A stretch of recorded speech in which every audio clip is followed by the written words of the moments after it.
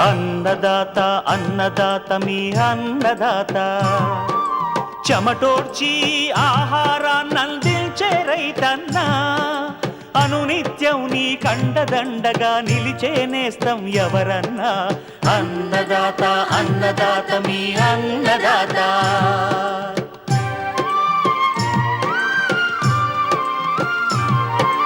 నూతన రీతుల సాగుబడికి, నూరింతలు పెరిగే దిగుబడికి సూచనలిచ్చే సస్య రక్షణకు, పశు పోషణకి శాస్త్ర విజ్ఞానం అందించి ముందుకు నడిపే తెలుగు రైతు భారతదేశానికి మకుటం అయ్యేలా తీర్చిదిద్దే ఆశయంతో మిమ్ము మేలు కొలిపేది అన్నదాత. అన్నదాత అన్నదాత మీ అన్నదాత.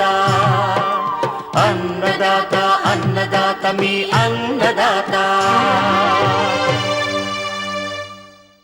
అన్నదాత ప్రేక్షకులకు నమస్కారం. ఈనాటి ముఖ్యాంశాలు: మొక్కజొన్నలో ప్రత్యేక రకాల సాగు, బేబీ కార్న్, స్వీట్ కార్న్, పేలాల సాగులో మొక్కల సాంద్రత, దిగుబడులు. ఖరీఫ్ వరి సాగుకు ముందు పచ్చిరొట్టె ఎరువుల వాడకం, ప్రయోజనాలు. ఇంకా జై కిసాన్ వ్యవసాయ సమాచారం.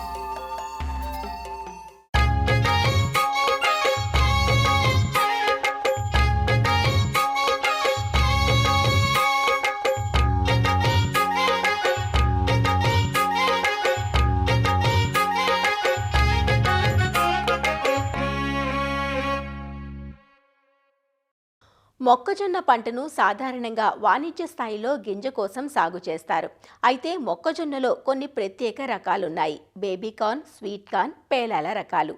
చిరుతిళ్లకు మంచి ఆదరణ లభిస్తుండటంతో ఈ రకాల సాగు ఏటికేడాది పుంజుకుంటోంది. ఇవే కాక సాధారణ పచ్చి కంకుల కోసం కూడా రైతులు మొక్కజొన్నను సాగు చేస్తుంటారు. వీటిలో పేలాల రకాలకు తప్ప మిగతా రకాల పంటకాలం తక్కువ. అంటే స్వల్పకాలంలోనే రైతులు మంచి పంట తీసుకునే అవకాశం ఉంటుంది. అయితే రైతులు ఇక్కడ గమనించాల్సిందల్లా మార్కెట్ గిరాకీని. ఒకేసారి అధిక విస్తీర్ణంలో కాకుండా మార్కెట్ డిమాండ్కు తగ్గట్లుగా దఫాలుగా విత్తుకుంటే పంటను ఎక్కువ రోజుల పాటు విక్రయించుకునే అవకాశం ఉంటుంది. సూపర్ మార్కెట్లు, మాల్స్తో ముందుగా మాట్లాడుకుని రైతులు లాభాలు పండించుకుంటున్నారు. అయితే సాగు తీరు అంతా ఒకేలా ఉన్న బేబీ కార్న్, స్వీట్ కార్న్, పేలాల రకాల మధ్య విత్తన మోతాదు, మొక్కల సాంద్రత విషయంలో వ్యత్యాసం ఉంటుంది. సాంద్రత పైన ఆధారపడి దిగుబడులుంటాయి కాబట్టి రైతులు విత్తే సమయంలో మెలకువతో ఉండాలంటూ ప్రత్యేక మొక్కజొన్న రకాల సాగు గురించి తెలియజేస్తున్నారు ప్రొఫెసర్ జయశంకర్, తెలంగాణ రాష్ట్ర వ్యవసాయ విశ్వవిద్యాలయం రాజన్ నగర్లోని మొక్కజొన్న పరిశోధనా కేంద్రం ప్లాంట్ బ్రీడింగ్ ప్రధాన శాస్త్రవేత్త డాక్టర్ డి భద్రు. వరి ప్రతి తర్వాత మనకి అత్యధిక లాభాలు ఇచ్చే పంటలలో చూసుకుంటే మొక్కజొన్న ప్రధానమైనది. అలాగే మొక్కజొన్నని కూడా మనము దాదాపుగా 50 రోజుల నుంచి 110 రోజుల వరకు కూడా మనము వివిధ ప్రత్యేక రకాల సాగు ద్వారా మనము ఆదాయాన్ని ఆర్జించడానికి అవకాశం ఉంది. 360 రోజుల్లో కూడా మనము ఈ ప్రత్యేక రకాలు అంటే స్వీట్ కార్న్, బేబీ కార్న్, అట్లాగే పాప్కార్న్ కూడా మనము చూస్తూ ఉంటాము. ఇలాంటి వాటిని మనం వేసుకుంటే కనుక రైతు సోదరులకి తక్కువ కాల పరిమితిలోనే మనకి దిగుబడి రావడానికి అవకాశం ఉంది. అట్లాగే కొంత ఆదాయాన్ని సమకూర్చుకోవడానికి కూడా అవకాశం ఉంది. ప్రత్యేక రకాలలో బేబీ కార్న్ 50 రోజుల్లోనే మనకు పంట చేతికి వస్తుంది. బేబీ కార్న్ అంటే మనకి ఏదైతే పూత దశలో కండ ఎప్పుడైతే బయటకు వస్తుందో దాన్ని మనం బేబీ కార్న్ అంటాము. సో ఈ బేబీ కార్న్లో ప్రిఫరబుల్ ఏంటంటే మనకి 10 నుంచి 12 సెంటీమీటర్ల పొడుగున్న వాటిని, అట్లాగే ఆ గర్తు వ్యాసార్థం అంటాం దాన్ని, అది 1-2 సెంటీమీటర్ల వ్యాసార్థం ఉన్న వాటిని మాత్రమే తీసుకుంటే మనకి మార్కెట్లో మంచి గిరాకీ ఉంటుంది. సో ఈ బేబీ కార్న్కి ఏంటంటే మనం ప్రధానంగా చూసుకున్నట్లయితే ఇత్తనం మోతాదు దాదాపుగా 10 కిలోల వరకు ఇత్తనం పడుతుంది. సో దీనికి ఏంటంటే కొంత దగ్గరికి వేసుకోవటం, ఎందుకంటే మన దీంట్లో ఓన్లీ ఆ పూత సమయంలో ఉన్న వాటిని తీసుకుంటాం కాబట్టి 45 సెంటీమీటర్లు వర్షాల మధ్య దూరము, 15 నుంచి 20 సెంటీమీటర్లు మొక్కల మధ్య దూరం కనుక మనం వేసుకున్నట్లయితే ఎకరానికి దాదాపుగా మనకి 44,444 మొక్కలు వస్తాయి. కాబట్టి దగ్గరగా సాగు చేయడం ద్వారా మొక్కల సాంద్రత ఎక్కువ ఉంటేనే మనకి అధిక దిగుబడి రావడానికి అవకాశం ఉంటుంది. మనకి దీంట్లో వచ్చే అంటే ఇనిషియల్ స్టేజెస్లో వచ్చేదైతే మన కలుపు యాజమాన్యం కానీ, పురుగు మందులు అంటే మన సస్యరక్షణ చర్యలు కానీ మనం నార్మల్ రకాలు ఏ రకైతే తీసుకుంటామో ఆ రకంగా తీసుకోవడం వల్ల కూడా మనము చేసుకోవచ్చు.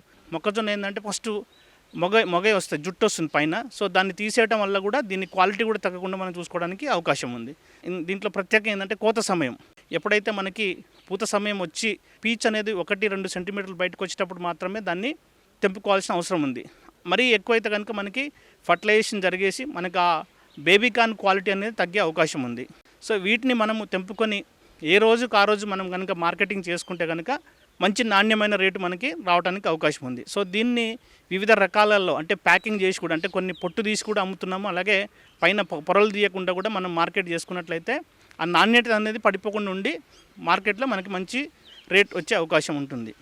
మనకు ఓన్లీ మన బేబీ కార్న్ దిగుబడిని కనుక మనం చూసుకున్నట్లయితే 12 నుంచి 14 క్వింటాలు ఒక ఎకరానికి మనం సాధించవచ్చు. 3 నుంచి 4 వేల రేటు ఉంటుంది కాబట్టి మంచి మనకు ఆదాయం రావడానికి అవకాశం ఉంది. దాని తర్వాత మిగిలిన ఏదైతే చొప్పు అయితే ఉందో దాన్ని కూడా మనం మార్కెట్లో దాదాపుగా 10 నుంచి 12 టన్నుల మనకు పచ్చి మేత కూడా వస్తుంది. కాబట్టి మనం దీన్ని కూడా బేబీ కార్న్తో పాటుగా ఈ పచ్చి మేతను కూడా మనం మార్కెట్లో అమ్ముకోవడానికి అవకాశం ఉంది. దీని తర్వాత మనకు ప్రధానంగా చూసుకున్నట్లయితే స్వీట్ కార్న్. ఈ మధ్య కాలంలో మనం ఎక్కడ చూసినా కూడా స్వీట్ కార్న్ని ప్రధానంగా ఉడకబెట్టి, అలాగే ప్రతి రెస్టారెంట్స్లో కూడా అంటే హోటల్స్లో కూడా దీన్ని మంచి కర్రీ కానీ తర్వాత వివిధ రకాల్లో సర్వ్ చేస్తున్నారు. కాబట్టి ప్రత్యేకంగా ఈ మా స్వీట్ కార్న్ రకాలను కూడా సాగు చేసుకుంటే కూడా మనకి 80 నుంచి 85 రోజుల్లోనే మనకి ఆదాయం వచ్చే అవకాశం ఉంది. దీంట్లో ప్రధానంగా చూసుకున్నట్లయితే మనకి professor Jayashankar Telangana state agriculture university నుంచి రిలీజ్ చేసిన రకాలు మాధురి ప్రియ అనే రకాలు ఉన్నాయి. ఈ రకాలకు సంబంధించిన విత్తనాలు కూడా మన దగ్గర ఉన్నాయి. సో వీటితో పాటుగా మనకు మార్కెట్లో ప్రత్యేకంగా షుగర్ 75 మిస్తి అనే రకాలతో పాటు వివిధ మల్టీనేషనల్ కంపెనీకి సంబంధించిన విత్తనాలు కూడా మనకు మార్కెట్లో లభ్యం ఉన్నాయి. కాబట్టి రైతు సోదరులు వీటిని కూడా సాగు చేసుకున్నట్లయితే మనకి మంచి ఆదాయం రావడానికి అవకాశం ఉంది. అట్లాగే దీని విత్తన మోతాదు చూసుకున్నట్లయితే మనకి 3 కిలోలు ఎకరానికి సరిపోతుంది. అట్లాగే దీంట్లో మనం ఏంటంటే వరుసల మధ్య దూరము అంటే 60 సెంటీమీటర్లు, అట్లాగే మొక్కల మధ్య దూరం 20 సెంటీమీటర్లు నాటుకున్నట్లయితే మనకి ఎకరానికి 33,333 మొక్కలు వస్తాయి. దీంట్లో ప్రధానంగా మనము కోత దశ. సో ఎప్పుడైతే మనకి పూత స్టార్ట్ అవుతుందో అప్పటి నుంచి 21 రోజుల తర్వాత దాన్ని చేసుకోవటము. అట్లాగే పీచు డ్రై అయినట్టుండి తర్వాత కండెంత బిగుతుగా పైన పొర ఉంటుంది. సో ఎప్పుడైతే మనం అది ఓపెన్ చేస్తామో ఏదన్నా చిన్న గిచ్చితే కనుక మనకి పాలు వచ్చే దశ ఉంటుందో దాన్ని మనము సరైన సమయంగా ఎంచుకొని, అంటే గింజలు కూడా మంచిగా మెరుస్తూ ఉంటాయి. సో ఆ దశని మనము హార్వెస్ట్ చేసుకోవచ్చు. ఈ స్వీట్ కార్న్ని సాగు చేసేటప్పుడు మార్కెటింగ్ సౌకర్యం ముందే పెట్టుకోవటము, అట్లాగే ఒక ఎకరం వేయదలుచుకున్న రైతులు ఒకటేసారి వేయకుండా దాన్ని వివిధ దపాలు కనుక వేసుకున్నట్లయితే మనం మార్కెట్ చేసుకోవడానికి కూడా మంచి అవకాశం ఉంటుంది. మంచి ధర కూడా లభిస్తుంది మనకి. అట్లాగే దీంట్లో నుంచి మనకి దాదాపుగా కండెల పరంగా చూసుకున్నట్లయితే 12 నుంచి 14 టన్నుల వరకు కూడా మనకు ఒక ఎకరానికి వస్తుంది. సో అట్లాగే 12 నుంచి 14 టన్నుల మనకు పచ్చి మేత కూడా వస్తుంది. హార్వెస్టింగ్ చేసుకున్న తర్వాత ఈ పచ్చి మేతను కూడా మనం దాదాపు 3 రూపాయల కిలో చొప్పున మనం హైదరాబాద్ పరిసర ప్రాంతాల్లో తీసుకుంటున్నారు. కాబట్టి ఆ రకంగా కూడా రైతు ఆదాయాన్ని పొందవచ్చు. 90 నుంచి 100 రోజులకు వచ్చేది మనకు ప్రధానంగా చూసుకున్నట్లయితే మనం సినిమా హాల్స్లో కానీ వీటిల్లో కూడా మనం ఈ మధ్య కాలంలో చూస్తున్నాము పాప్కార్న్ని. రైతు సోదరులు ఈ పాప్కార్న్ కూడా సాగు చేసుకున్నట్లయితే అధిక ఆదాయం పొందడానికి అవకాశం ఉంది. అయితే ఈ పాప్కార్న్ని కూడా సాగు చేసేటప్పుడు మనకి మార్కెటింగ్ అనేది చాలా అవసరము. పాప్కార్న్ రకాల విషయానికి వస్తే మనకి మార్కెట్లో మన దగ్గర ప్రొఫెసర్ జయశంకర్ తెలంగాణ వ్యవసాయ విశ్వవిద్యాలయం నుంచి అంబర్ పాప్కార్న్ అనేది కాంపోజిట్ రకము, BPCS 6 అనేది సింగిల్ క్రాస్ హైబ్రిడ్. సో ఈ సంబంధించిన విత్తనాలు కావాలన్నా కూడా రైతు సోదరులు మా దగ్గర అందుబాటులో ఉన్నాయి. కాబట్టి వీటిని సాగు చేసుకున్నట్లయితే కూడా దిగుబడి చేసుకోవడానికి అవకాశం ఉంది. అట్లాగే దీంట్లో ఏంటంటే మనకి ఎకరానికి 5 కిలోల విత్తనం సరిపోతుంది. నార్మల్ మనం ఏదైతే సాగు చేస్తామో ఆ రకంగా దీన్ని కూడా సాగు చేసుకోవచ్చు. 95 నుంచి 100 రోజుల్లో కోతకు వస్తుంది. ఇది మనం నార్మల్ రకాలను ఏ రకైతే మనం డ్రై చేసుకుంటామో ఆ రకంగా డ్రై చేసుకున్న తర్వాత మనం మార్కెటింగ్ చేసుకుంటే మంచి ఆదాయాన్ని పొందవచ్చు. మనకి దీంట్లో 12 నుంచి 14 క్వింటాలు ఎకరానికి వస్తుంది. సో కానీ మార్కెట్ ధర దీంట్లో దాదాపు మనకి కేజీకి 100 రూపాయలు ఉంటుంది. కాబట్టి మంచి ఆదాయాన్ని పొందడానికి అవకాశం ఉంది. ఏ రైతు అయితే ఇప్పుడు వేసుకుంటున్నారో వాళ్ళు ముందు మార్కెటింగ్ సౌకర్యం చూసుకొని వేసుకుంటేనే మనకి లాభార్జన ఉంటుంది. బేబీ కార్న్ కానీ స్వీట్ కార్న్ కానీ మనము సంవత్సరం పొడుగునంతా కూడా మనము సాగు చేసుకోవచ్చు. అయితే మంచి దిగుబడులు రావాలంటే మనకి ఏంటంటే ఖరీఫ్ సీజన్లో అంటే ఈ వానాకాలంలో మనం జూన్ 15 నుంచి జూలై 15 వరకు వేసుకున్నట్లయితే అధిక దిగుబడులు వస్తాయి. కానీ ఈ రెండింటిని మనం సంవత్సరం పొడుగునా సాగు చేసుకోవచ్చు. అట్లాగే పాప్కార్న్ని మాత్రం వానాకాలంలో జూన్ 15 నుంచి జూలై 15 వరకు, తర్వాత యాసంగిలో అక్టోబర్ 15 నుంచి నవంబర్ 15 వరకు సాగు చేసుకున్నట్లయితే అధిక దిగుబడి రావడానికి అవకాశం ఉంది. మనం వీటిని కమర్షియల్ స్థాయిలో చేస్తున్నాం కాబట్టి నీటి వసతి మంచిగా ఉండి అన్ని సస్యరక్షణ చర్యలు అలాగే మంచి యాజమాన్య పద్ధతులు పాటిస్తే కనుక మంచి దిగుబడి రావడానికి అవకాశం ఉంది. సో ఈ ప్రత్యేక రకాలను సాగు చేసుకునేటప్పుడు మనకి ఏంటంటే మార్కెటింగ్ స్ట్రాటజీ తెలుసుకున్న తర్వాతనే ప్రత్యేక రకాలను సాగు చేసుకుంటే తక్కువ కాల పరిమితిలో అధిక దిగుబడితో పాటు అధిక ఆదాయాన్ని పొందడానికి అవకాశం ఉంది.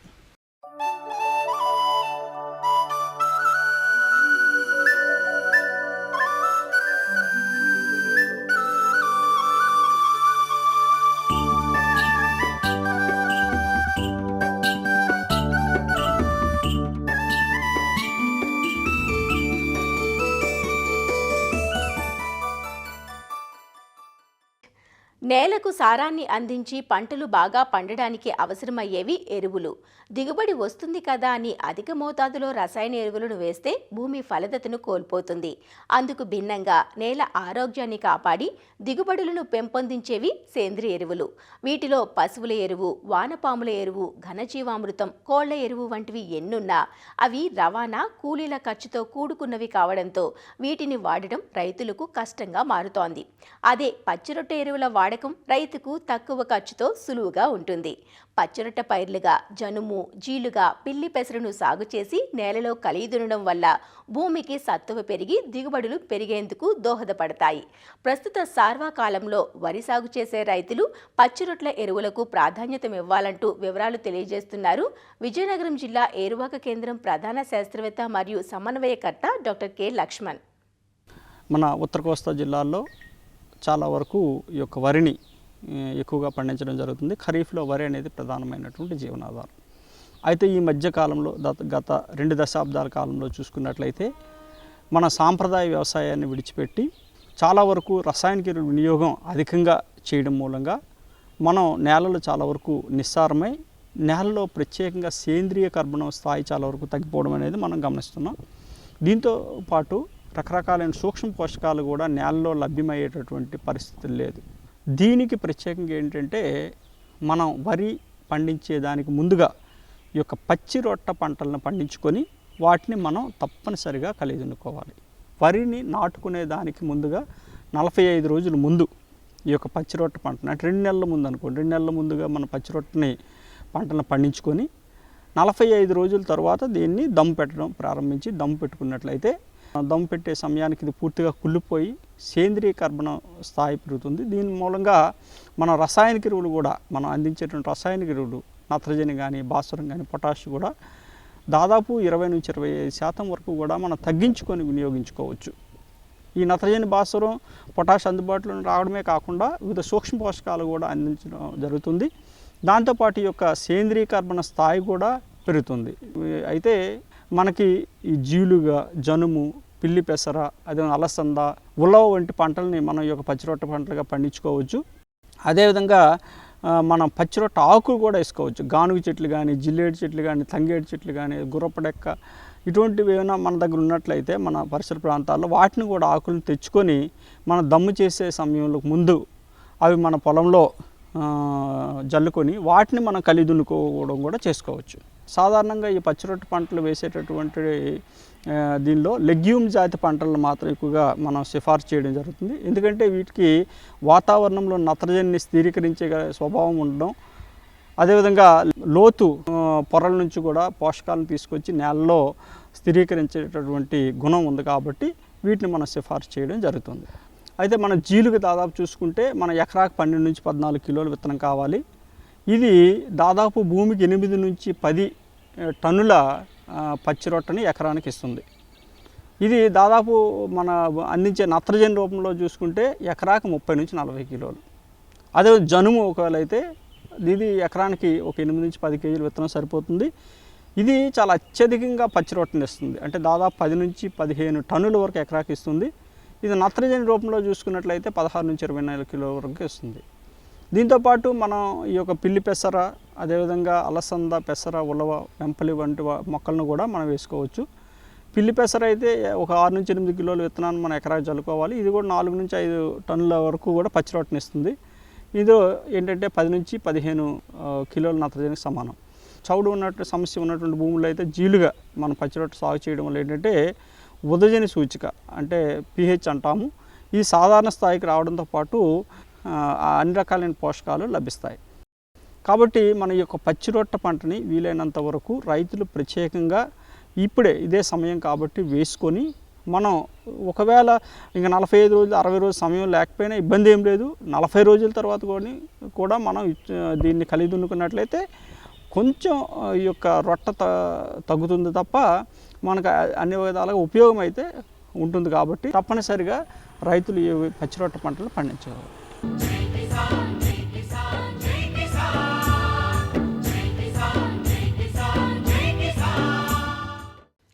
వ్యవసాయ సమాచారం ఇప్పుడు జై కిసాన్లో చూద్దాం. తెలంగాణలో నూనె గింజల సాగును విస్తరించే దిశగా అధికారులు ప్రణాళికలు రూపొందిస్తున్నారు. కేంద్ర రాష్ట్ర ప్రభుత్వాలు సంయుక్తంగా రైతులకు రాయితీలు కల్పిస్తున్నాయి. ముఖ్యంగా దీర్ఘకాలం ఫలసాయాన్ని అందించే ఆయిల్ పామ్ సాగులో రైతులకు ప్రోత్సాహకాలు అందిస్తున్నారు. ఇందులో భాగంగానే సంగారెడ్డి జిల్లాలో గత 2 ఏళ్లుగా రైతులు ఆయిల్ పామ్ సాగు చేపట్టారు. ఈ ఏడాదికి గాను దాదాపు 3750 ఎకరాల్లో ఆయిల్ పామ్ సాగు లక్ష్యంగా ఉన్నట్లు ఉద్యాన శాఖ అధికారులు చెబుతున్నారు. ఆయిల్ పామ్ సాగు చేసిన 4 ఏళ్లకు పంట దిగుబడినిస్తుంది. ఈ 4 ఏళ్లకు సంబంధించి అంతర పంటల సాగుకు సైతం అధికారులు ప్రోత్సాహాన్ని అందిస్తున్నారు. అయితే సాగుకు డ్రిప్ ఇరిగేషన్ తప్పనిసరి అంటూ ఆయిల్ పామ్ సాగులో రైతులకు అందించే ప్రోత్సాహకాలు, రాయితీలను వివరిస్తున్న సంగారెడ్డి జిల్లా ఉద్యానాధికారి సోమేశ్వరరావుతో మా ప్రతినిధి రామకృష్ణ ముఖాముఖి ఇప్పుడు చూద్దాం. ఏరువాక ప్రారంభమైన దగ్గర నుంచి కూడా ఈ రైతులు పొలాలలో ఈ సాగుకు సంబంధించినట్టు పనులైతే ప్రారంభించారు. ఈ ఖరీఫ్ సీజన్ సంబంధించినటువంటి వ్యవసాయాన్ని కావచ్చు, అటు అగ్రికల్చర్, హార్టికల్చర్ మొత్తం కూడా పనులు ప్రారంభించిన నేపథ్యంలోనే ఈ ఏడాది కొంచెం ఎక్కువ మోతాదులోనే ఆయిల్ సాగు వైపు కూడా రైతులు మొగ్గు చూపుతున్న పరిస్థితి అయితే ఉంది. ప్రభుత్వం నుంచి కూడా ప్రోత్సాహకాలు కూడా ఎక్కువగా ఉన్న నేపథ్యంలో రైతులు అటువైపు మొగ్గు చూపుతున్నారు. సాగు వివరాలేంటి, మొత్తంగా ఈ సాగుకు సంబంధించినటువంటి రాయితీలేంటి, పరికరాలు ఏమేమి అందిస్తున్నారు అనే విషయాలను మనకు అందించడానికి సంగారెడ్డి జిల్లా హార్టికల్చర్ అధికారి అయితే మనతో ఉన్నారు. సోమేష్ గారు, ఒకసారి మాట్లాడదాం. సార్, మొత్తంగా ఈ ఆయిల్ సాగు మన జిల్లాలో ఎంత సాగు అవుతుంది, ప్రభుత్వం నుంచి ఎలాంటి రాయితీలు అందుతున్నాయి? ఈ ఆయిల్ పామ్ అనేది బహువార్షిక పంట అండి. మనం ఒకసారి వేసుకున్నట్లయితే 30 సంవత్సరాల వరకు దీని నుంచి మనకు పంట వచ్చే అవకాశం ఉంటుంది. ఈ జిల్లాలో 23-24లో మనం ఆయిల్ పామ్ పంట సాగు మొదలైందండి. ఆయిల్ పామ్ స్కీమ్లో మనం దీన్ని ఇవ్వడం జరుగుతూ ఉంది. కేంద్ర రాష్ట్ర ప్రభుత్వాలు కలిసి రైతులకి రాయితీ మీద ఎకరానికి 50,000 రూపాయల సబ్సిడీతోని ఈ మొక్కలు నాటడం జరుగుతూ ఉంది. జిల్లాలో మనకు ఇప్పటి వరకు 2,000 ఎకరాల్లో మొక్కలు నాటడం జరిగింది. ఈ సంవత్సరానికి గాను మనకు 3,750 ఎకరాలకు లక్ష్యం ఇవ్వడం జరిగింది. ఇది మనకు 21-22 సంవత్సరంలో మన రాష్ట్రంలో మొదలైంది. అప్పటి నుంచి ఇప్పటి వరకు సుమారుగా మన రాష్ట్రంలో చూసుకున్నట్లయితే 2 లక్షల ఎకరాల్లో ఈ పంటను నాటడం జరిగింది. ఎకరానికి ఎన్ని మొక్కలు పెట్టాలి, ఎంత విస్తీర్ణంలో పెట్టాలి? ఇప్పుడు ఈ మొక్కలను నాటుకునే విధానంలో ముఖ్యంగా తీసుకున్నప్పుడు మనము త్రిభుజాకార పద్ధతిలో నాటుతాం. ప్రతి 9 మీటర్లకు ఒక మొక్క ఉంటుంది. చతురస్రాకారం కాకుండా త్రిభుజాకారంలో పెట్టుకున్నప్పుడు మనకు సుమారుగా 15% మొక్కలు ఎక్కువ పడతాయి. మనకు 57 మొక్కలు ఒక ఎకరానికి మనం పెట్టడానికి అవకాశం ఉంటుంది. అదే మనం చతురస్రాకారంగానే దీర్ఘ చతురస్రం పెట్టుకున్నప్పుడు మనకు 15% మొక్కలు తక్కువ పడతాయి. 1 ఇయర్ మొక్కలు మన దగ్గరే మనకు కొత్తూరుడిలో మనకు ఆయిల్ పామ్ నర్సరీ వాళ్ళు, గాడ్రేజ్ అగ్రోటెక్ వాళ్ళు నర్సరీ పెట్టారు. అక్కడ మనకు 2 లక్షల మొక్కలు మనకు రెడీగా ఉన్నాయి. నాటుకునేటప్పుడు ట్రయాంగులర్ పద్ధతిలో 2 ఫీట్ల గుంతలు తవ్వుకొని ఆ గుంతలో మనం సూపర్ ఫాస్ఫేట్ కొంచెం, తర్వాత కొంచెం చెదల మంది కలుపుకొని, దాంతోపాటు ఫస్ట్ ఎరువు కూడా కలుపుకొని ఫిల్అప్ చేసుకున్న తర్వాత మొక్కల్ని ఆ గుంతలో పెట్టేసి మట్టి మనం మొత్తం చుట్టూ కూడా నింపేసుకొని, దీన్ని డ్రిప్ ద్వారానే మనం సాగు చేస్తున్నాం కాబట్టి నీటి కాలువలు కానీ అటువంటి అవసరం ఏమి ఉండదు. మనం డ్రిప్ ద్వారా ప్రతి మొక్కకు కూడా నీటి అందిస్తాం కాబట్టి ఆ నీటితో పాటు మనం నీటిలో కరిగే ఎరువులను కూడా అందించడానికి అవకాశం ఉంటుంది. ఎవరికైతే వాటర్ సోర్సెస్ ఉన్నాయో వాళ్ళకే మనం ఇస్తున్నాం. ఎందుకంటే వాటర్ సోర్స్ అనేది ఇక్కడ ముఖ్యమైన అంశం అన్నమాట. మొక్కను ఎంచుకునే సమయంలో రైతులు ఎలాంటి జాగ్రత్తలు తీసుకోవాలి, నీటి యాజమాన్య పద్ధతులు ఏంటి? ఇప్పుడు మొక్కలు మనమే ఇస్తున్నాం. ఎందుకంటే మంచి మొక్కలు ఇవ్వడం అనేది చాలా ముఖ్యమైన అంశం అండి. అన్నిటికంటే ముందు విత్తు ముఖ్యం అంటాం కాబట్టి ఈ విత్తు విషయం వచ్చినప్పుడు విత్తులన్నీ కూడా మన దగ్గర కావండి. ఇవన్నీ కూడా మనం ఇంపోర్ట్ చేసుకుంటున్నాం. ఇది ఒక హైబ్రిడ్ రకం అన్నమాట. ఇది ఆయిల్ పామ్ అనేది తెనీర రకం. ఇది ఈ విత్తనాలు తయారైతే ప్రస్తుతానికైతే మనం మలేషియా నుంచి, ఇండోనేషియా నుంచి, తైవాన్ మరియు కోస్టారికా ఈ 4 దేశాల నుంచి మనం మొలకెత్తిన విత్తనాలు అయితే మనం ఇంపోర్ట్ చేసుకొని వాటిని మనం కొత్తూరులో మనం ఉన్నటువంటి నర్సరీలో బ్యాగ్లో పెట్టేసి ప్రోట్రేస్లో పెట్టేసి వాటిని మొలిపించిన తర్వాత ఒక 3-4 నెలలు ఆ పోట్రేస్లోనే పెరుగుతాయి. అవి ఆ పెరిగేటప్పుడు కూడా ముఖ్యమైన లక్షణాలు కాకుండా ఇతర లక్షణాలైనటువంటి మొక్కలు అన్నింటినీ కూడా తీసేసి మనం ప్రతి 10 రోజులకు ఒకసారి 15 రోజులకు ఒకసారి కూడా ఆఫ్ టైప్స్ అన్నింటినీ కూడా తీసేస్తూ ఉంటాం. అంటే 1,00,000 మొక్కలు పెట్టుకున్నట్లయితే మనకు తెలిసి ఒక 5-10% వరకు ఈ ఆఫ్ టైప్స్ వస్తాయి. ఈ ఆఫ్ టైప్స్ లక్షణాలన్నీ కూడా మా హార్టికల్చర్ ఆఫీసర్లు కానీ అక్కడ ఉన్నటువంటి నర్సరీ మెయింటైన్ చేసేటువంటి అధికారులకి తెలుసు వాటి. కాబట్టి మేము కూడా చెక్ చేస్తూ ఉంటాం. కాబట్టి రైతుకి ఇటువంటి వీటి మీద మొక్కల నాణ్యత మీద ఎటువంటి ఇబ్బంది ఉండదు. ఈ స్కీమ్లో ప్రొవిజన్ ఉంది కాబట్టి ప్రతి రైతు కూడా డ్రిప్ ద్వారానే సాగు చేస్తున్నారు. ప్రతి రైతుకు కూడా ఒక బుక్ ఇస్తున్నాం మనం. ఆ బుక్లో 3 నెలలకు ఒకసారి ఎరువులు వేసుకోవాలని దాంట్లో క్లియర్ రాసి ఉంది. అయితే ఆ ఎరువులు కూడా నీటిలో కరిగే ఎరువులు తీసుకున్నట్లయితే మనం డ్రిప్ ఇరిగేషన్ ద్వారానే ప్రతి మొక్కకు కూడా మనం అందచేయడం జరుగుతుంది. అంతర పంటలు వేసుకోవడానికి కూడా రాష్ట్ర ప్రభుత్వం వారు దీనికి రాయితీ ఇస్తున్నారు. 4,200 రూపాయలు ఇస్తున్నారు. అంతర పంటలు కానీ మెయింటెనెన్స్ కానీ 2 కల్పిస్తున్నాం. ప్యాడీ ఒకటి, ఇంకొకటి మన షుగర్ కేన్, ఈ 2 పంటలు తప్పితే మిగతా అన్ని పంటలు కూడా సాగు చేసుకునే అవకాశం ఉంటుంది. కాకపోతే సాగు చేసుకునేటప్పుడు ఈ మొక్కలకు డిస్టర్బెన్స్ రాకుండా, అంటే ఈ రూట్ జోన్ ఉంటుంది మొక్కకి, ప్రతి మొక్కకి కూడా ఆ ఆకులు ఎంతవరకు అయితే పెరుగుతాయో అంతవరకు ఆ రూట్ జోన్ని మనం డిస్టర్బెన్స్ చేయకుండా మనం పంటలు వేసుకుని సాగు చేసుకున్నట్లయితే మనకు అదనపు ఆదాయం వచ్చే అవకాశం ఉంటుంది. రైతుల నుంచి ప్రధానంగా ఒక సందేహం అనిపిస్తుంది. అంటే తొలుత డ్రాగన్ ఫ్రూట్ అలాగే వచ్చింది, దానిని పండించినప్పుడు పంట బాగా ఉత్పత్తి చేయగలిగారు, కానీ మార్కెట్ చేయడం అనేది పెద్ద సమస్యగా మారింది. అదేవిధంగా ఈ ఆయిల్ ఫామ్ సాగు వైపు ఇప్పుడిప్పుడే రైతులు మొగ్గు చూపుతూ ఉన్నారు. ఈ క్రమంలోనే వచ్చిన ఈ ఉత్పత్తిని ఎక్కడ అమ్ముకోవాలి, విక్రయించుకోవాలనే సమస్య కూడా వాళ్ళ నుంచి వినిపిస్తుంది. దానికి సంబంధించి మీరు ఏం చెప్తారు? 1993 ఆయిల్ ఫామ్ చట్టం ఉందండి. ఈ చట్టం ద్వారా ఏంటిదంటే పంట పండించటము, పంటను రెగ్యులేట్ చేయడం, అంటే మనం ఎంత పండించాలి, ఏ జిల్లాలో ఎంత పండించాలి, పండిన పంటను ఏ విధంగా దానికి రైతుకు మద్దతు ధర ప్రకటించాలి, మద్దతు ధర ఇవ్వాలనేది చట్టం చెప్తుంది. ఏ పంటకు కూడా మనకు ఈవెన్ అగ్రికల్చర్ పంటలు కూడా చాలా తక్కువ పంటలకే మద్దతు అనేది ఉంది. కానీ ఆయిల్ పామ్ చట్టం ద్వారా వచ్చింది కాబట్టి ఒక రైతు ఆయిల్ పామ్ పంట పండించినప్పుడు తప్పనిసరిగా గవర్నమెంట్ తీసుకోవాల్సిందేనండి. ఈ జిల్లాను గాడ్రేజ్ అగ్రోటెక్ వాళ్ళకి ఇచ్చారు కాబట్టి గాడ్రేజ్ అగ్రోటెక్ వాళ్ళు ఈ రైతు దగ్గర పంటను తీసుకొని, ఇప్పుడు రైతుకి మూడో సంవత్సరం పంట వచ్చింది అనుకోండి, 4వ సంవత్సరం 3-4 మధ్యలో వస్తుంది. అప్పుడు ఏం చేస్తారంటే గాడ్రేజ్ అగ్రోటెక్ వాళ్ళు వీళ్ళ దగ్గర వచ్చిన పంటను కట్ చేసినట్లయితే ఒక 2-3 టన్నులు వచ్చింది అనుకో, ఎకరానికి 4 ఎకరాలు ఉంది, ఒక 10 టన్నులు వచ్చింది. ఈ 10 టన్నుల పంట ఆయన తీసుకుపోయినట్లయితే ఆ పంటను వాళ్ళు తీసుకోవాల్సిందే. అది చట్టం చెప్తుంది. వాళ్ళు తీసుకోకపోతే గవర్నమెంట్ తీసుకుంటుంది. ఎందుకంటే ఆ అగ్రిమెంట్ ఉంది. గాడ్రేజ్ అగ్రోటెక్ వాళ్ళు ఫ్యాక్టరీ పెట్టడానికి కూడా సిద్ధంగా ఉన్నారు. కొంచెం ఏరియా పెరిగిన తర్వాత, ఒక 10,000 ఎకరాలు మనకు సాగులోకి వచ్చిన తర్వాత గాడ్రేజ్ అగ్రోటెక్ వాళ్ళు పెడతారు. ఆ లోపల పంటకు వచ్చినన్ని కూడా ఆ గాడ్రేజ్ అగ్రోటెక్ వాళ్ళు తీసుకొని వాళ్ళ ఫ్యాక్టరీ ఖమ్మంలో కానీ ఇంక ఇతర ప్లేస్లో ఉన్నది కాబట్టి అక్కడ తీసుకెళ్ళి వాళ్ళు దాన్ని ప్రాసెసింగ్ చేసుకుంటారు. అది రైతుకి ఇబ్బంది లేదు. దీంతో పాటే హార్టికల్చర్ నుంచి ఈ ఏడాది రైతులకి పరికరాలు కావచ్చు, ఏమైనా యంత్రాలు ఇవ్వడానికి ఏమైనా రాయితీ ద్వారా అవకాశం ఉందా? ఇప్పుడు ఆయిల్ పామ్ సాగు చేసుకున్న రైతులకి ఆయిల్ పామ్ స్కీమ్ ద్వారానే మనం ఫామ్ పౌండ్స్ ఇవ్వడానికి అవకాశం ఉందండి. అది కాకుండా మనం MIDH అనేది ఇంకొక స్కీమ్ ఉంది. అది కూడా సెంట్రల్ గవర్నమెంట్ స్టేట్ గవర్నమెంట్ 2 షేరింగ్లోనే ఉంది. ఆ స్కీమ్లో కూడా మనకు రైతులకు కావాల్సిన పరికరాలు, ముఖ్యమైన పరికరాలు, తైవాన్ స్పేర్స్ కానీ, లేకపోతే పవర్ వీడర్స్ కానీ, స్మాల్ ట్రాక్టర్స్ కూడా ఇస్తున్నాం మనం.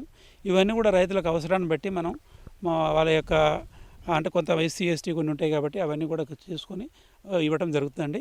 రాయితీ ద్వారా పండ్ల మొక్కలు ఏమేమి ఇవ్వడానికి అవకాశం ఉంటుంది? పండ్ల మొక్కలు తీసుకున్నప్పుడు ముఖ్యంగా మనకు ముఖ్యమైన పంటలైనటువంటి మామిడి, తర్వాత అరటి, బొప్పాయి, తర్వాత జామ, ఈ పంటలన్నిటికీ కూడా రాయితీ ఉంది. ఇది కాకుండా డ్రాగన్ ఫ్రూట్ వేసే వాళ్ళకు కూడా మనం రాయితీ ఇస్తాం. అయితే ఇది కాకుండా కూడా మనం ఇంకా ఇతర పంటలు వేసుకునే వాళ్ళు ఉంటే, ఒకవేళ అవకాడో కానీ అటువంటి పంటలు కూడా మనం అవసరమైతే ఆ సబ్సిడీ కూడా మనం రికమెండ్ చేసి మన డిపార్ట్మెంట్ ద్వారా వారికి సహాయం చేయడం జరుగుతుందండి. అన్ని పండ్ల తోటలు కూడా మనం ఇవ్వడం జరుగుతుంది. అది కాకుండా కూరగాయ పంటలు పండించే వాళ్ళు కూడా మనము నారు మొక్కలు కూడా ఫ్రీగా COE జీడిమెట్లలో మనం మొక్కలు తయారు చేస్తున్నాం. ఆ మొక్కలు రైతులకు ఫ్రీగా ఇవ్వడానికి అవకాశం ఉంది. రైతులు ఈ రాయితీని పొందడానికి అధికారులను ఎలా కన్సల్ట్ అవ్వాలి? మన జిల్లాలో 6 హార్టికల్చర్ ఆఫీసర్లు పనిచేస్తాను. అదే వారే కాకుండా మన జిల్లా కలెక్టరేట్లో ఉన్నటువంటి ఉద్యాన శాఖ ఆఫీస్కి వచ్చినా కూడా మనం వారికి అన్ని వివరాలు తెలపడం జరుగుతుంది. ఇది మొత్తంగా చూసుకోవచ్చు.